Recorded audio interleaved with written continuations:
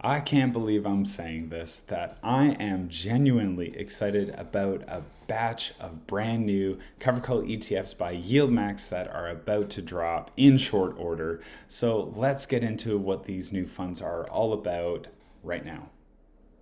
This is about as reactionary of a video as I have ever possibly have made, because to me the news just dropped about these new funds. I had something else planned that I was going to film, but upon doing a quick overview of these funds, I knew I had to ditch that thing and just talk about these, because these do get me excited. It doesn't mean I'm going to invest in them, but at least for the story aspect and funds that will be very interesting to follow will certainly be this suite of funds. It's going to maybe essentially act as a satellite suite of ETFs for Yieldmax. So we are going to get into that, but first let's kind of get people who are newer a little bit up to speed on what Yieldmax is if you haven't heard of them. But I know for the vast majority of all of you, you've heard of Yieldmax, but they have some pretty insane yields. It's right in their name. That's what they focus on. That's what they want to be known for. And yeah, they sure make it clear that that's what they're going for. Maximum yield and at the cost of essentially price appreciation. So we go through their distribution rate, which for those who maybe don't know how you even get to these yields, it's just simply the most current distribution annualized out 12 months over, well, if it could stabilize for the next 12 months, divided by the current share price. Okay, so current distribution times 12 divided by current share price. And these are some pretty astronomical yields that you can see here. We even got one at 251%. Now the difference with this suite is no doubt Yieldmax is trying to cater to an audience it hasn't yet tapped into yet, which is which I would say I would fall under, which is someone who who's searching for income first, but I do want a good steady mix of capital appreciation. The fundamental goal of my strategy, personally, the way I invest is, yes, to invest 100% in on CoveredCall ETFs, but really to try to see what is that maximum yield I can get with the maximum price appreciation. So it's essentially trying to find the max equilibrium of the two instead of one in either direction. So I believe Yieldmax is now trying to tap into that market. I'm sure they get plenty of calls and comments, emails about the astronomical yields. I think in a way they kind of want to sort of smooth out those concerns to maybe also show that they can run a suite of funds that maybe have a little bit more of a capital appreciation bounce in it. So I'm not going to read through all the jargon inside the prospectus. I'm going to leave that for all of you in a link in the description below. And if you really want to know maybe my reasons why, more specific reasons why I don't invest in Yieldmax or even Defiance, which is just Yieldmax adjacent, then just check out this video why I don't invest in Yieldmax and Defiance ETFs. But the quick summary or a quick couple of points from that video are, I don't like single stock ETFs. I got into ETFs so I wouldn't have to follow individual companies, stay on top of quarterly reports, try to figure out their intrinsic value, try to figure out their quantitative and qualitative metrics.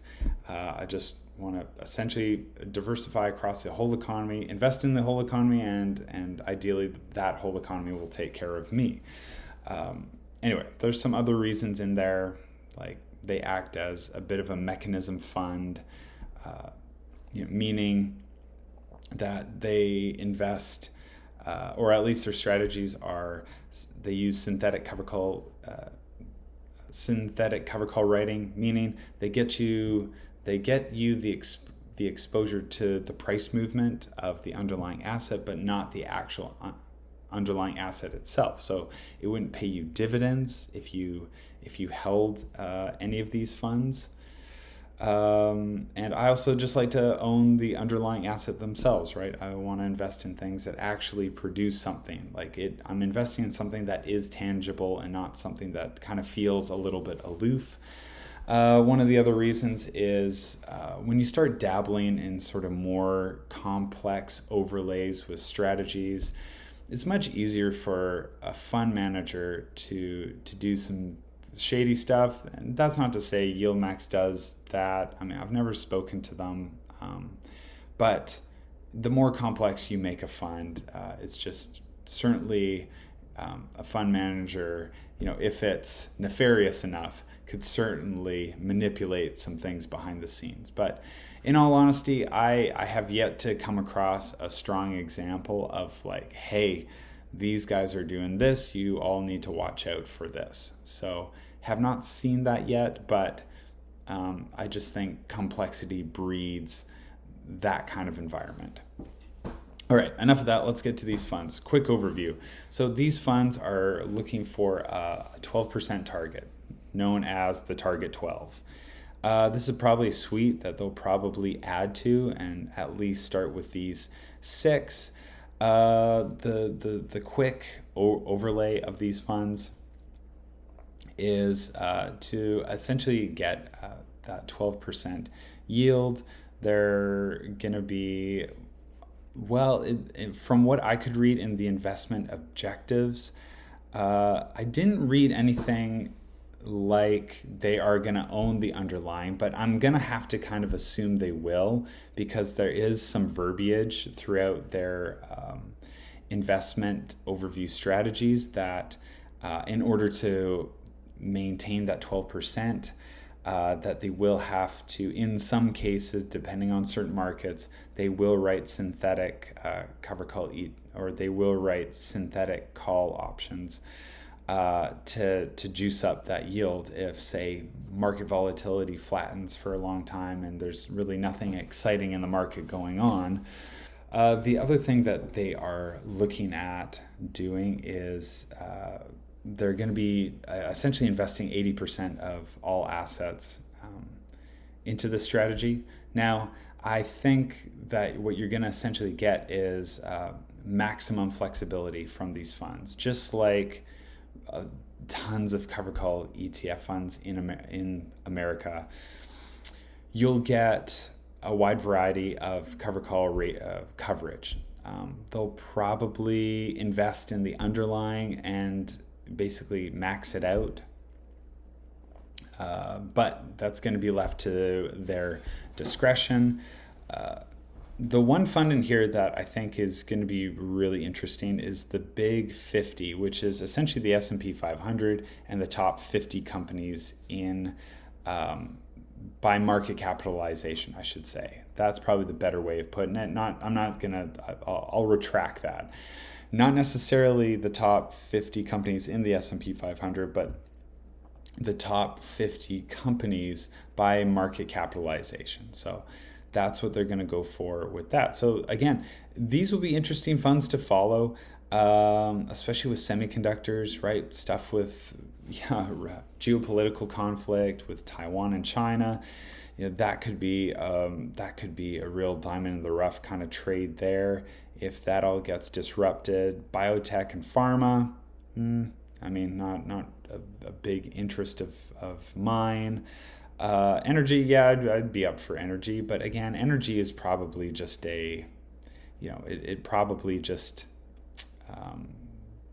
it just bounces around, hovers around the same price overall, unless you're going for kind of those smaller companies that really do have a chance to blast off.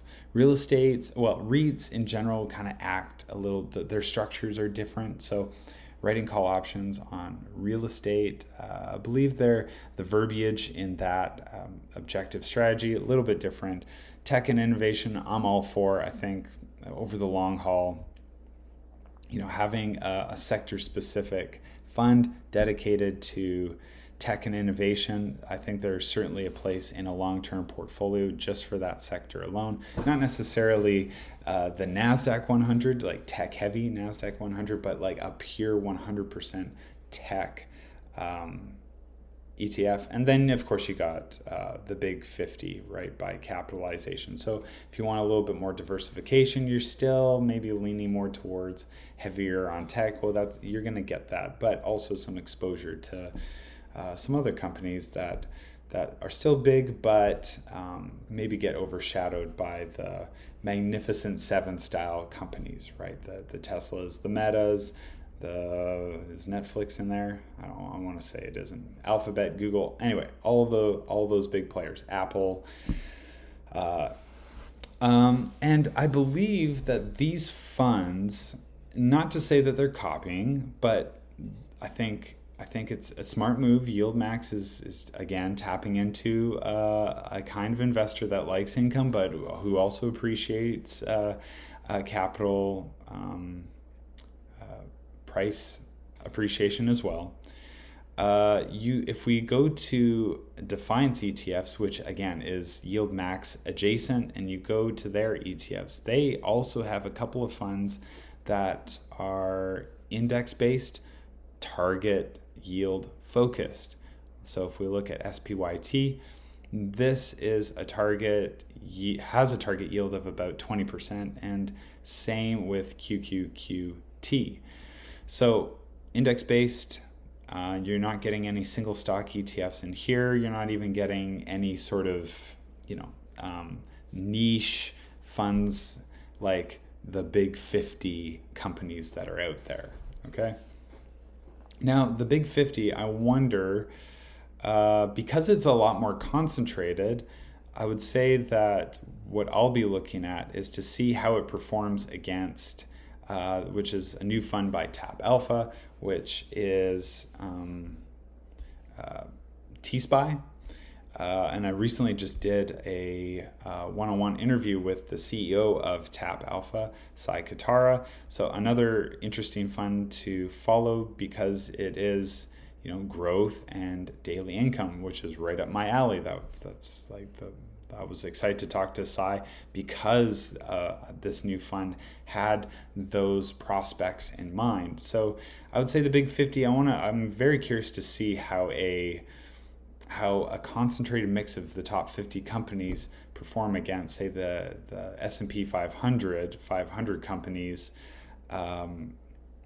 with that target yield of 12% in mind, because I think Tap Alpha, they also have a similar yield as well. Now, typically, if you're a little bit more concentrated, it is, of my opinion, you are going to outperform, but it works both ways, right? So if for some reason, say that big 50 fund outperforms T-SPY, T-SPY probably does a little bit better in a down market. So again, that we're going to have to wait for to find out.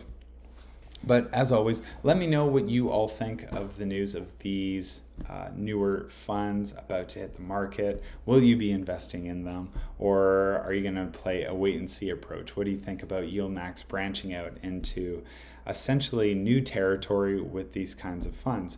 Again, time will tell. Obviously, you've kind of heard my predictions, maybe a little bit more. I've said price appreciation a lot in this video.